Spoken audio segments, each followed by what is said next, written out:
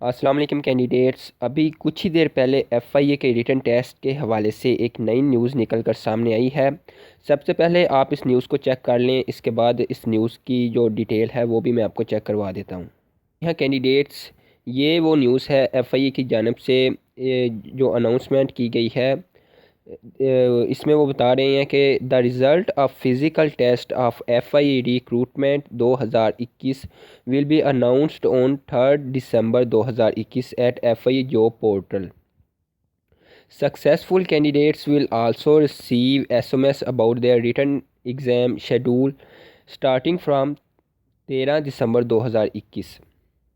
तो कैंडिडेट्स में वो कह रहे हैं कि जिन्होंने एफआईए का फ़िज़िकल क्लियर किया था, उनका जो रिज़ल्ट है वो 3 दिसंबर से एफआईए की जो जॉब पोर्टल है उस पर अनाउंस कर दिया जाएगा। तो इसके बाद जो रिटन टेस्ट का सिलसिला है वो 13 दिसंबर से शुरू हो जाएगा। तो कैंडिडेट्स अब अपनी तैयारी जो है वो मुकम्मल कर लें, अपनी तैयारी को जल्द से जल्द वाइंड अप कर लें, क्योंकि जो इसका टेस्ट है, ये रिटन टेस्ट है एफआईए का, वो 13 दिसंबर से शुरू होने जा रहा है।